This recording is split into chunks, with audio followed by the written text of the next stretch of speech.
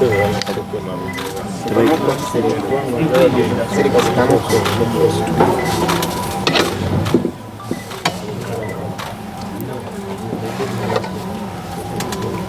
the one who will come.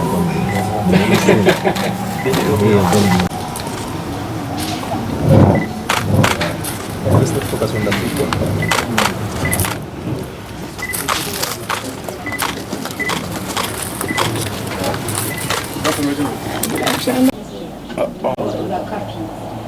How are you giving them protection? We are working with the local government. The security, the RDCs at the forefront, and the DPCs. In areas which are hotly contested, like APA, we've asked UPDF to protect our interviewer emulators. We wrote to CDF, and they have done the needful. Those flashpoints, but of course we have a lot of criminals. Last night, Right Honorable Prime Minister, we lost an enumerator who was lynched from Nigeria after coming from work. I don't know what they wanted because they left his phones and the tablet, and they beat him. He passed away from Bravo Hospital. So I saw that. And we are commiserating with the family. You got a bit of statistics. We have our employment rules. All of these temporary officers with appointments are our staff. So we are going to meet the funeral expenses because he died on duty. And so we are so very hurt that we have started losing staff. This. So we are calling upon the public, why do you want to murder innocent people doing the civic work of enumerating? Enumeration is historical and biblical, you know it. It started from Exodus, after Genesis, after the creation. Then we go into Deuteronomy and Numbers, because the rulers then wanted to know the strength and how to budget for them. We know that Jesus was born when the parents were on the way for census. That time they were conducting the jure census, where you would find the census takers in their offices. But now for us, we find you at your home. So it is a biblical work. It is very historical. It is not new.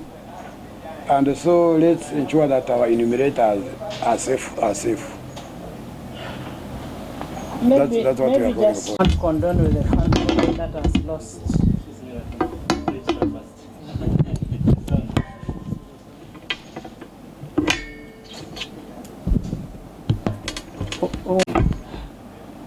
With the family that has lost one of the enumerators, and the killing of that enumerator who was sacrificing for this country, moving and registering people for the good of the country, not for the good of the person who has been killed. That is very wrong. That's criminal. And like what is happening in APA, issues of APA should be left to APA. But if we want to understand, we understand the issues which are in APA. But if we want to know how many people are in APA that need to be supported, why should you chase away the enumerators? I think Ugandans need to understand and maybe leave politics away from whatever is happening. This criminality and politics should not be put together. Because if you're killing somebody and you're chasing somebody in a place in APA, that's not correct. Let's encourage our people outside there to welcome these people. The fact that somebody moves from one household to another household is a sacrifice. And they should actually be paid highly. They should be paid highly because there are risks that are involved. And we call upon the security forces to ensure that these people are safe, these people are guarded, and they should not get any problem. Because what they are doing the work for the country. Fourth Estate, we want to thank you so much. And thank you for coming. So I wish Happy Mother's Day Being a woman is not an easy thing, but they are very special creatures in this country. Happy Mother's Day to all the women, and we love all the women in Uganda. Mansi.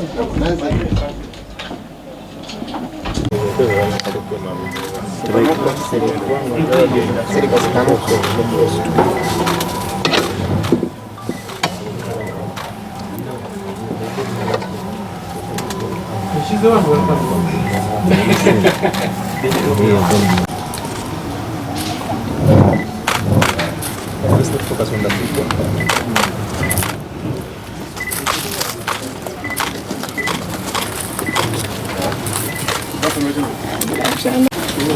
How are you? Easy.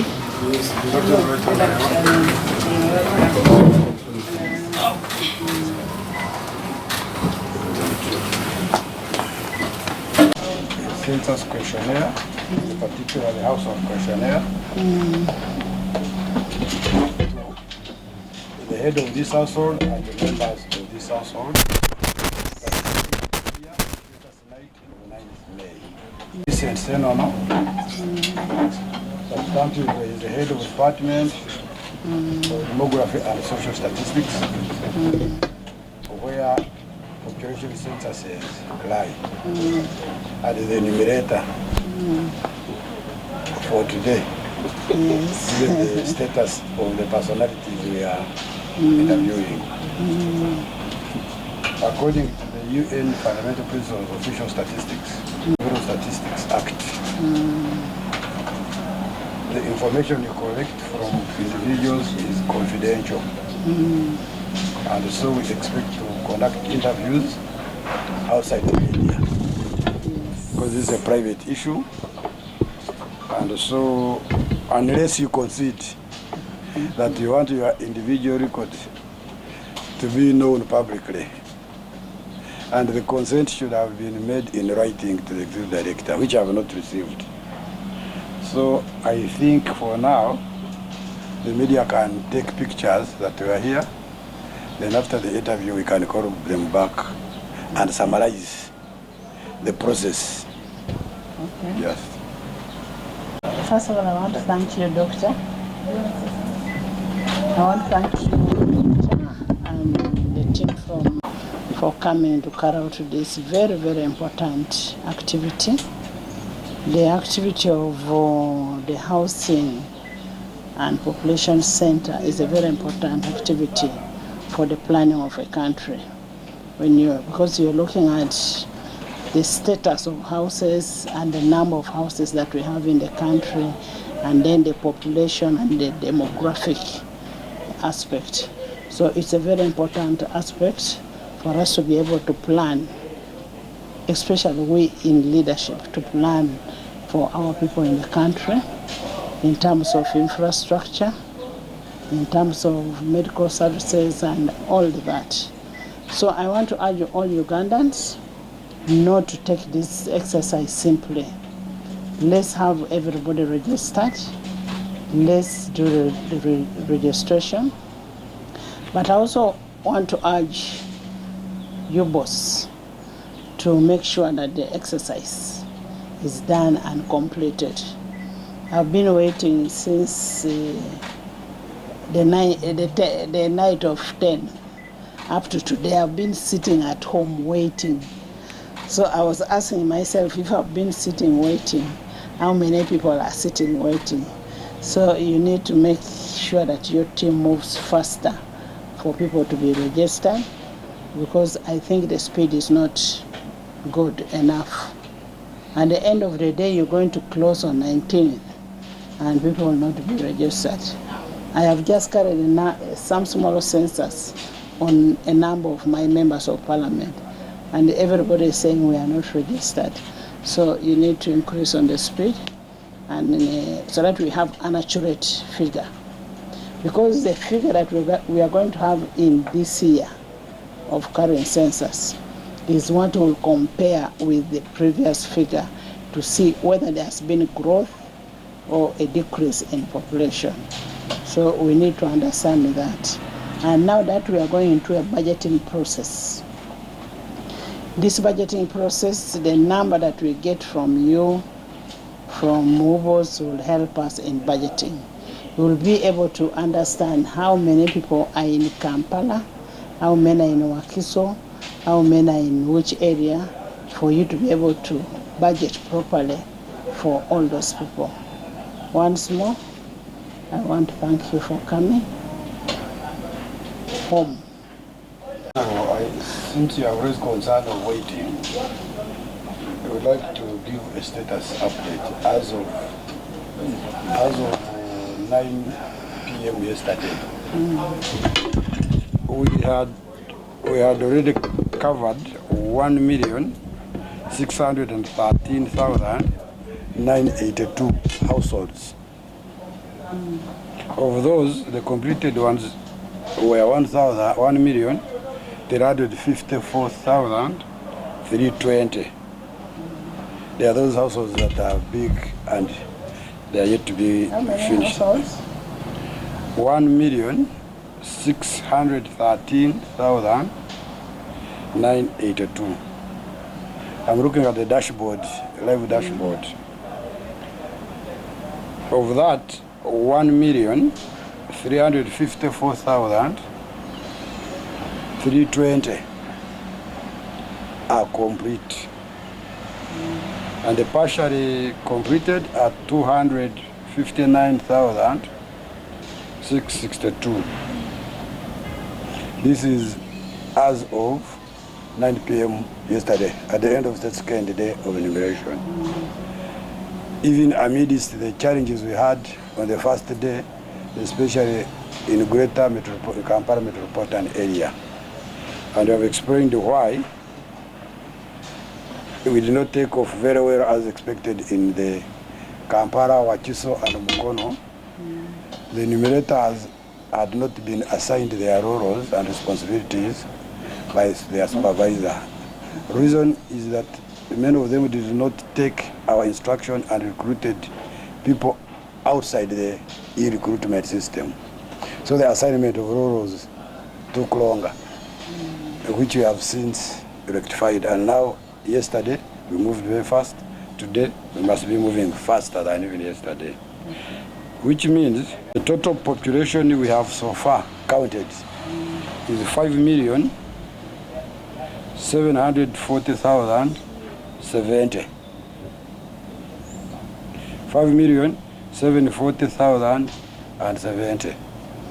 The whole country? In 2 days. And the enumeration will take place up to 19th of May. The reason why we asked for the holiday and there was a holiday was mainly for remembrance purposes. If an enumerator comes days after the census night, you would remember the night when there was a public holiday for census. Then you would know who stayed in that household. That was the main reason. But also we had anticipated that we shall cover as many people as possible in Kampala, greater Kampala metropolitan area, because these are working people, catching them is difficult. However, we met those glitches, and we hope to cover. And what we have told the guides or the LCs is to make appointments. If, for example, they are in this village, they announce that we shall be on this particular portion on this day at this time, so people can wait for them and others go to work. That planning is what we have encouraged them to do, and I have seen them doing it in all parts, in Rubaga, Makindye. Yeah, So, right, Honorable. And in the circumstance that you don't cover everybody by 19, you have a hope of, are you flexible? Now, those who didn't start on 10th because of assignment of responsibilities, that day we shall not count it as having, so they will continue, they will do for 10 days. Okay. But those who started, we will have to complete, because now we have established that the average interview time is 31 from these numbers I've given you. And 31 minutes? 31 minutes average. So This is on the, yours may take 1 hour and a half, because I have seen you have many members of your household. Is that per household or per person? No, per household. okay. That is the average interview period. But those with bigger households can go up to, we had, in the pilot, we had seen 45 minutes, but 40 minutes. But when we were interviewing the president, it went further. Okay. So we have already covered 12.1% of the population. That's fine. And we think we are now moving steadily. The public should bear with us. We shall reach every household. No, but what is important is when the public must appreciate